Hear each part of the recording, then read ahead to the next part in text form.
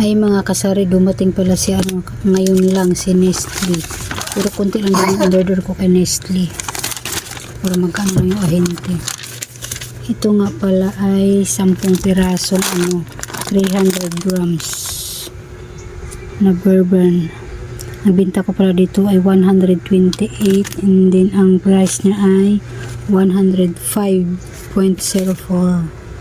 And then ito, may magic sarap tayo. Dalawang ano lang din ang magic sarap. Ito. Tapos 1, 2, 3, 4 lang na swak. Pero ang inabot ng binayaran ko ay 1,500.15. Kasi ito pa lang ay 100 na, tapos 10. 1,000 na siya. Tama ba? Tapos ito pa. Kaya umabot ng 1,500.15. Kaya habang nag-aantay tayo kay Progol ngayon ay darating. Nasa 10,000 din yun daw, sabi nung ahente po, kasi tinext ko siya. Ay chinat ko siya kung magkano yung aking babayaran ngayong darating si Pure Gold. Halos ano yun, mga chichirya, kasi paubos na mga chichirya namin dito. Tingnan nyo naman po. Kalbo na si chichirya, kaya namili ako kapo ng chichirya. Tsaka yun, yung mga ibang ano, tulad ng Gatorade, tulad ng ano ba yun, Coke 1.5 po pala ay kumuha ako isang case. Kumuha ako ng 1.5. Yun lang, antayin natin at isasabay ko to pag-vlog sa inyo mamaya pag dumating na si Pure Gold. Kaya yan, abangan natin si Pure Gold mamaya. Hi, magandang umaga sa inyong lahat. O nga pala, may dagdag kita tayo ngayon kasi nang dahil dun sa bulkan, bumili ako ng maraming mask. Mabinta sa akin yung mask. May bumili na sa akin 10 balot, 5 balot. Siguro ang ano ko ay nasa 50 na balot. Ay kunti na lang natira. Tingnan natin. May purpose din bumili, no?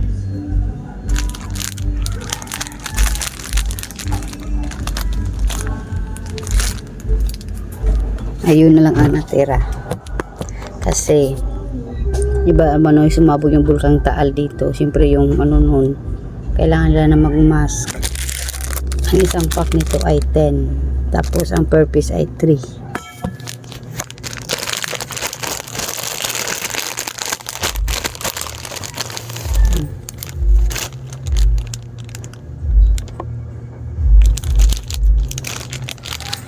Diba? Dagdag sa ating tindahan.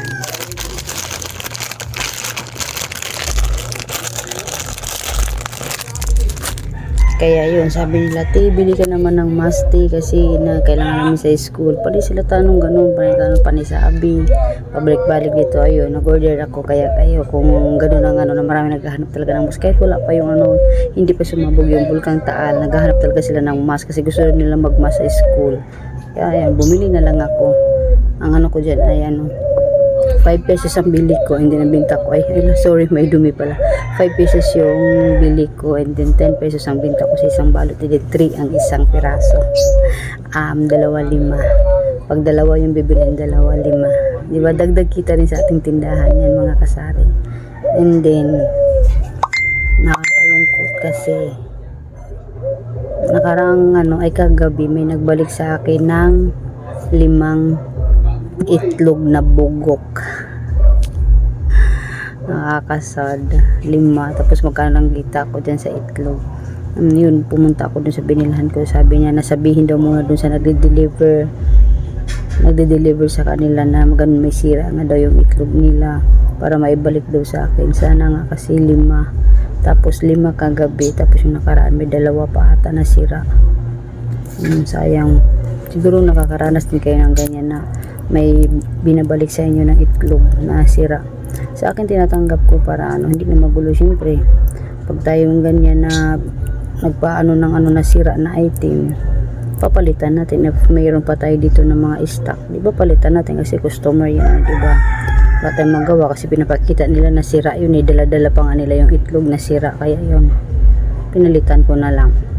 Kaya kahapon, ano ba yung kahapon na bumili din ako ulit, sana wala nang sira. Bumili rin ako itlog maalat, sana wala talagang sira. Papakita ko sa inyo yung itlog maalat, medyo malaki-laki rin. Yan, 6 na piraso lang yan, 6 na piraso tsaka 4 nito. Ayan, sana wala nang bugok na mangyayari ito sa itlog na yan. Ayan yung ano natin. Tapos bumili din pala yung asawa ko ng Max Glue. Ito yun, oh. Isang karton. Ayan, 1 liter yan. At saka itong maliit. Yan, nilagyan na lang. Ang naglagay nito ay si Lay, yung bunso kong anak. Yan. Nilagyan niya kagabi yan, sinipag siya, binuksan niya, tapos siya nilagay niya dyan. Siya yung nag-a-arrange niya dyan, di ba? Pag may time na hindi mo siya utusan, nagkukusa din siya. Kung makalat din yung bahay namin, nagkukusa din yan siya. Nandito na si Pure Gold, dumating din. Ito, tingnan niyo nga. Di ba? Ang haba. Ang haba-haba, no? Alam mo ba kung magkano to? Kumiti yan dyan, kung malaki talaga dyan. Yan, ang haba nito. Naka-ano rin tayo dito, naka 10,042.75. Walang discount. Diba kasi biglaan yung papunta namin doon. Sabi ko doon sa partner ko, daan kami Pure Gold at chichirya lang ang bilhin. Pero umabot ng 10,000, day. Diba umabot ng 10,000 si Pure Gold. Eh, no? Let's go. Pakita ko sa inyo yung mga ano natin.